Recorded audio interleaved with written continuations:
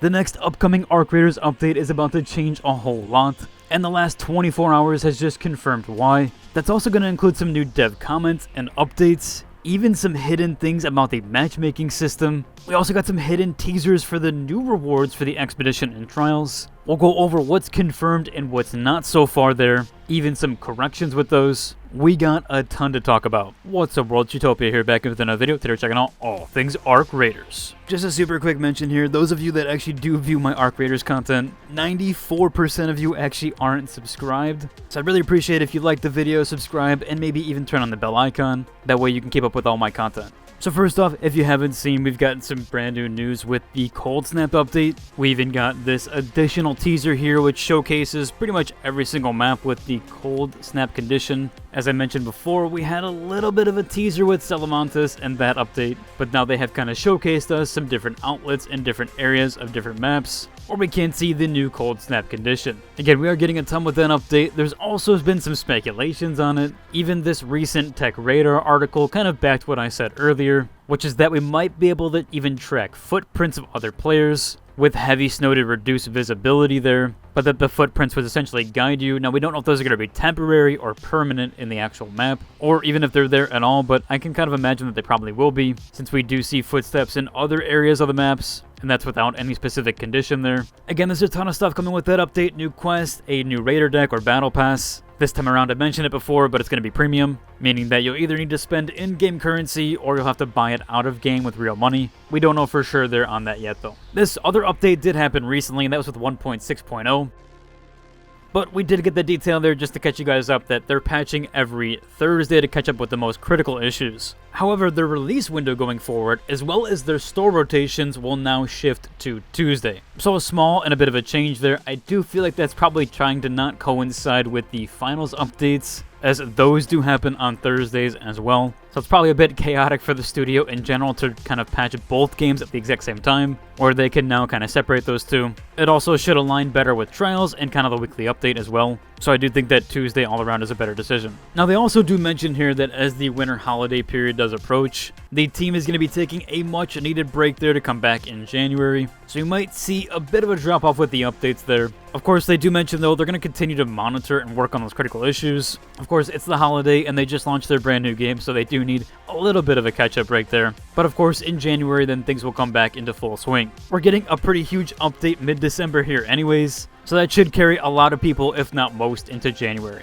Now that we have all of that context out of the way, there is some additional things here from the developers as well as some developer notes. The first major one is actually around the matchmaking system. There's been a ton of back and forth on this. People have asked if there's SBMM, which is essentially skill-based matchmaking. If there's gear-based matchmaking, that one kind of got shot down recently. There's been a ton of other unconfirmed things that people have been talking about. What we do know is that they do prioritize, of course, your region and then the player count in the lobby. They even now have duo lobbies, and I haven't really even encountered a squad when doing duos. As well as being a solo player, I've never encountered a squad. Of course, that might vary region to region though, but it does seem like it does prioritize at least your player count in the lobby or what you're kind of queuing into. And it's really cool to see the duo lobbies actually work and have plenty of players there as well. But again, that's basically what we have confirmed what they do prioritize. Well, we actually did get another confirmation here on some more background matchmaking systems that they haven't clarified previously.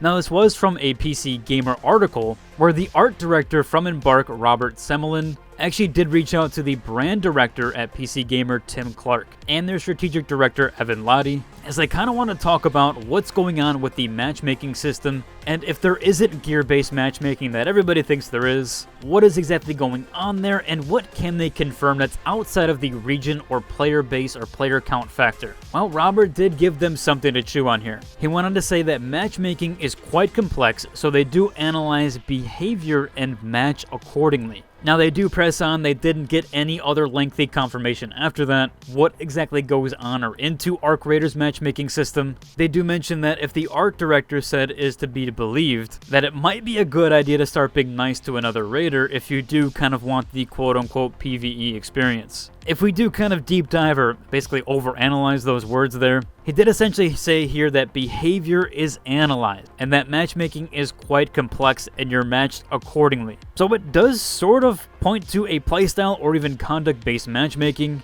Not necessarily a skill rating or SPMM, or even a gear-based matchmaking, but essentially the devs did hint here that it could factor into the player behavior, and that might be prioritized on top of keeping solos, squads, and duos together. But again, nothing kind of hard confirmed there. I have noticed recently, especially turning crossplay off, that PC lobbies are extremely friendly. In fact, I don't even have to talk or use my microphone anymore to know someone's going to be friendly. I haven't seen another player actually take another player out recently, at least in regards to solo lobbies. Everyone's just kind of looting and gearing up for the expedition. Maybe that does have something to do with it then, because pretty much every single of my lobbies has been friendly as of this last week. Curious on your guys' thoughts there, if you like the way the matchmaking is set up there, if that is actually confirmed, or if you've noticed anything different there. Especially on the flip side of things, if you've engaged in more PvP, do you get more PvP heavy lobbies? Now, I did touch upon the expedition stuff there, so I actually do want to hit on that again because there is a ton of details there, especially with new rewards pertaining to the trial system and a few other additional details we have directly from the developers.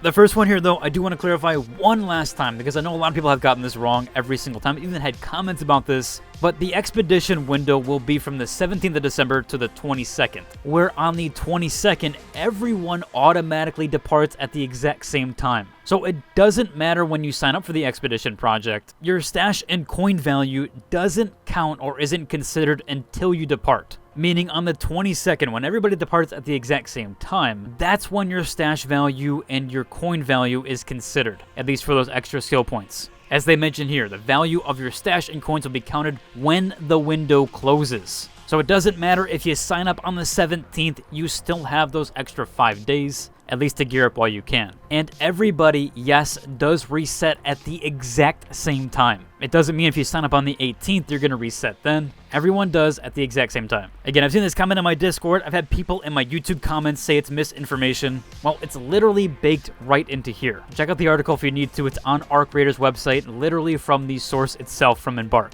Just to clarify there to help any of those that did not get that from the last video. Jumping back to it though, there is some additional details here with the expedition window other than this. So there's been some quote-unquote data mine going around and even some kind of like leaked rumors here about the expedition project outfit that you're going to be getting. Again, if you didn't know, you're going to be getting some cosmetics or this patchwork raider outfit that's supposed to be tied to your expedition reset. So if you actually do depart on the 22nd, then you're going to be getting a new outfit. Well, there's been a lot of people that have pointed to this outfit in particular, saying that this is the patchwork raider outfit. Well, we do have official confirmations here and corrections from the community lead and manager over at Embark that works directly on Arc Raiders. As someone did post here showing the kind of Reddit page, and Embark posted comments here that this is not the expedition skin. So the one that everybody's been talking about, the data mined one, this is not the expedition or patchwork raider outfit. Now there's been some other kind of posts about this, speculating on what it could be.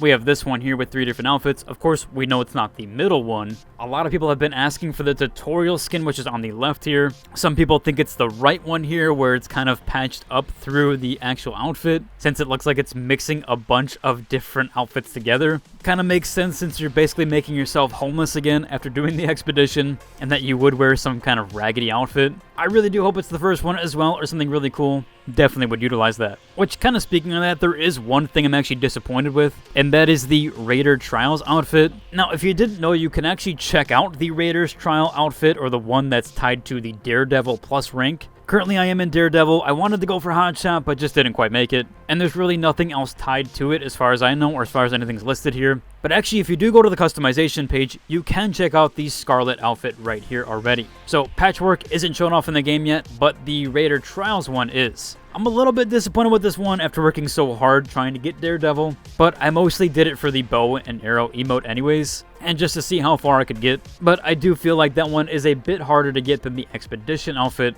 and so I would have hoped for something a little bit better to kind of show off. Hopefully for the next trial section or the next trial season, we do get a little bit better of a cosmetic here, or something nice that we can show off. Curious on your guys' thoughts here. Seems like even trying to chase for top 100 wasn't even really worth it on this front, but hopefully next time around they do have something cool tied to it. They usually do. In the finals, they have a ton of great cosmetics for those that are in the top ranks. So I was honestly quite surprised there that those that did reach a really high rank tier, or seemingly at least a decently high rank, that there wasn't anything more tied to it, especially Hotshot from Daredevil. But hopefully next season they do have something more there to give out. Now speaking last minute here, there was a few other dev comments that I actually did catch up on. This one, again, another person posted this outfit here. I'm not sure if this is even in the game or data mined or what it is, but it does kind of show a bunch of patches on an outfit. Well, Embark Osin also did clarify this is not that one either. So again, still not the Expedition outfit going around. Speaking of that though, and one last comment here from Embark Osin, they did mention from the last update that the team is actively working on that Expedition bug.